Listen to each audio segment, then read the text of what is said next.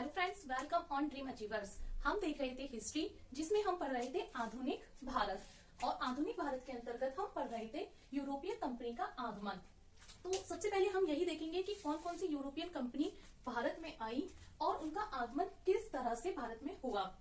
देखिए, सबसे पहले हम इसकी पृष्ठभूमि को जानते हैं कि आखिर क्या क्या वो कारण थे जिस कारण से यूरोपीय कंपनियों को भारत में आना पड़ा। तो हम सबसे पहले इसकी क्या देखेंगे, पृष्ठभूमि को देखेंगे।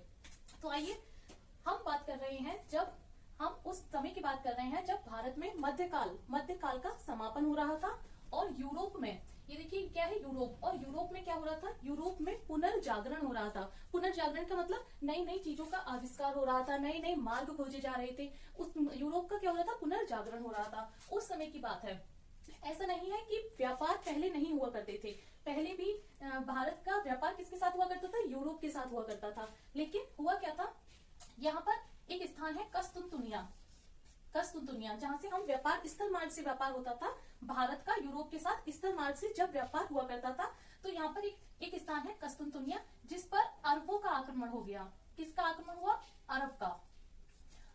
अरबों का क्या हो गया, आक्रमण हो गया, और वहां से स्थल मार्ग को क्या कर दिया गया, रोक दिया गया। स्थल मार्ग को रोक दिया गया, और जैसे ही स्थल मार्ग को रोका गया, अब आप पृष्ठभूमि को समझिएगा कि क्या पढ़ रहे हैं हम, यूरोपीय कंपनियों का आगमन। लेकिन यूरोपीय कंपनियों का आगमन हुआ क्यों, इसकी वजह को आप सबसे पहले समझिए। देखिए, मैं बता रही थी कि भारत और यूरोप का पहले भी व्यापार हुआ करता था, पहले भी ये सब आपस में व्यापार करते थे, लेकिन स्थल मार्ग से किया करते थे।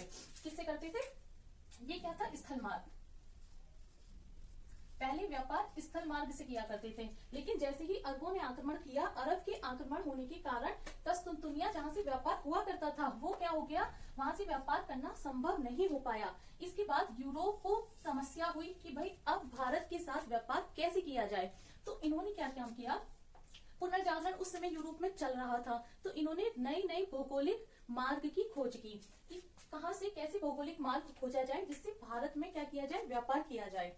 तो सबसे पहले क्या हुआ, सबसे पहले 1494 की बात है, तब कोलंबस जो स्पेन के थे, कोलंबस जो स्पेन के रहने वाले थे, उन्होंने क्या काम करा, उन्होंने भारत की खोज करनी शुरू की भारत की। लेकिन हुआ क्या, उन्होंने जैसे ही भारत की खोज करनी शुरू की और उन्होंने सोचा कि मैं कहाँ पहुंच गया, भारत पहुंच गया, लेकिन उन्होंने अमेरिका की खोज की। किसकी खोज की, अमेरिका की खोज की। तो 1494 में कोलंबस ने अमेरिका की खोज की, और उसके बाद वास्को डी गामा आए। कौन आए, वास्को डी गामा आए, और 1498 में वास्को डी गामा ने भारत की खोज की। इस तरह से भारत की खोज की गई। और ये वास्को डी गामा कौन थे, पुर्तगाली, ये थे पुर्तगाली थे, ये पुर्तगाली थे जिन्होंने भारत की खोज की थी। तो अब आपको पृष्ठभूमि समझ आई होगी कि हुआ क्या था, भारत और यूरोप में स्थल मार्ग बंद हो गया था। कस्तुंतुनिया नाम का स्थान था जहां पर अरबों का आक्रमण हो गया था, वहां से आना जाना संभव नहीं था।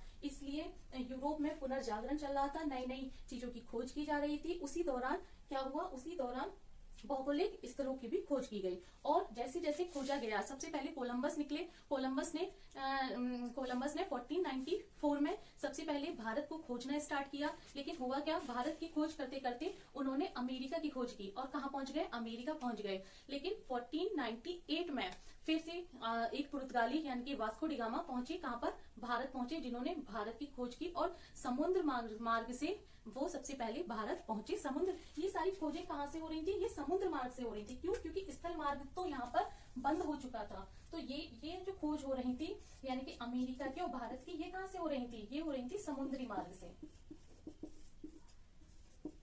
मार्ग से, तो ये सब हमने कैसे, अब इसकी पृष्ठभूमि बनी। जैसे ही खोज की तो समुद्री मार्ग से फिर व्यापार आरंभ हुआ। अब जैसे ही व्यापार आरंभ हुआ तो यूरोपीय कंपनियों का भी आगमन शुरू हो गया। अब शायद आपको पृष्ठभूमि पूरी समझ आई होगी कि यूरोपीय कंपनियों का भारत आगमन क्यों हुआ, क्योंकि वो समुद्री मार्ग से व्यापार करना चाहते थे, और नई नई कंपनियां, अलग अलग देश की कंपनियां आई और क्या करने लगी, भारत में व्यापार करने लगी समुद्री मार्ग से। सबसे अच्छा क्वेश्चन ये आता है। सबसे पहले एक क्वेश्चन बनता है कि कंपनियों के भारत आगमन का क्रम क्या है, यानी कि सबसे पहले कौन सी कंपनी भारत आई या फिर सबसे बाद में कौन सी कंपनी भारत आई। लेकिन इन दोनों ही क्वेश्चन में एक डिफरेंस है। मैंने यहाँ 2 क्वेश्चन लिखे हैं और दोनों ही क्वेश्चन में एक डिफरेंस है, यानी कि कंपनियों के भारत आगमन का क्रम ये एक अलग क्वेश्चन है और एक है कंपनियों का स्थापना क्रम, यानी कि वो कंपनी कब बनी थी।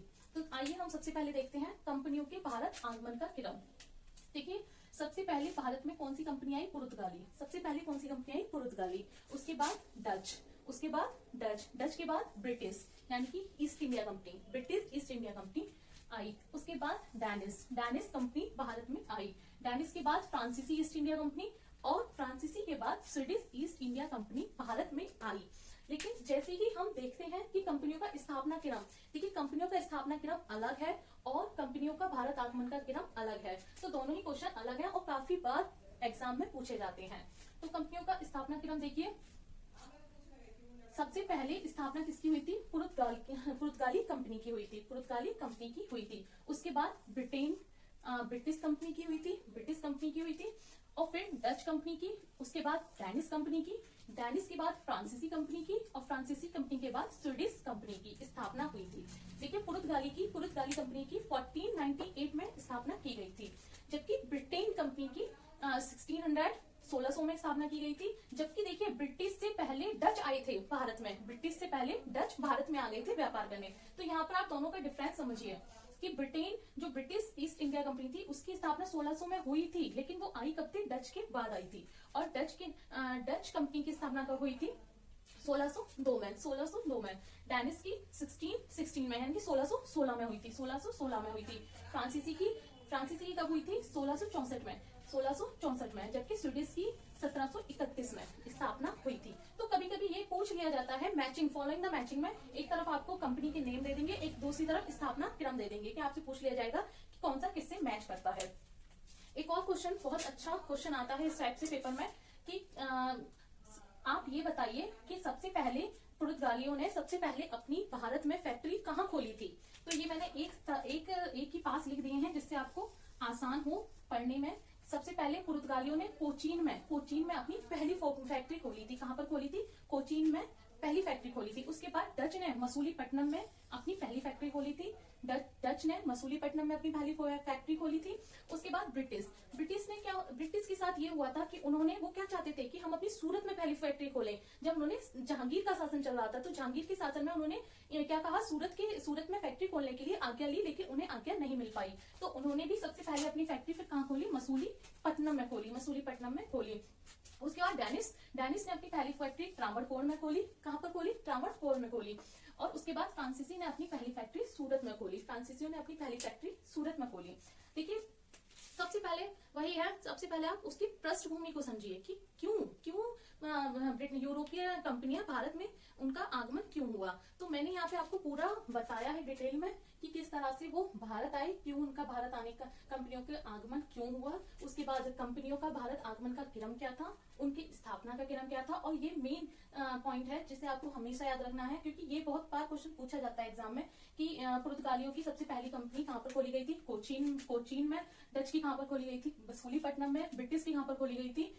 मसूलीपट्टनम में। देखिए मैंने बताया कि उन्होंने, वो कहाँ चाहते थे? सूरत में खोलना चाहते थे अपनी पहली फैक्ट्री, लेकिन वहां पर क्या नहीं मिली, उन्हें आज्ञा नहीं मिली। तो उन्होंने कहाँ पर खोली? मसूलीपट्टनम में। डैनिश ने कहाँ पर खोली थी? त्रावणकोर में। और फ्रांसीसियों ने कहाँ पर खोली थी? अपनी पहली फैक्ट्री सूरत में खोली थी। तो आई होप आपको पूरा ही पृष्ठभूमि आपके माइंड में बन चुकी होगी कि क्यों कैसा कहाँ पर हुआ। अब हम स्टार्ट करेंगे और देखेंगे पूरी सारी कंपनियों का, सबसे पहले पुर्तगाल, डच, ब्रिटिश, डैनिश, फ्रांसीसी और स्वीडिश, इन सब कंपनियों का पूरा टाइम पीरियड देखेंगे कि इन्होंने क्या क्या किया भारत में, क्या क्या चेंजेस हुए, किस तरह की नीति लेकर आए, ये किस तरह से इन्होंने व्यापार किया। ठीक है, आई होप सो आपको पूरा क्लियर हुआ होगा। वीडियो अच्छी लगी हो तो लाइक एंड सब्सक्राइब जरूर करें। नेक्स्ट वीडियो में हम देखेंगे पुर्तगाली, Dutch East India, British East India Company, इन सभी कंपनियों के बारे में हम नेक्स्ट वीडियो में देखेंगे। Thank you for watching this video.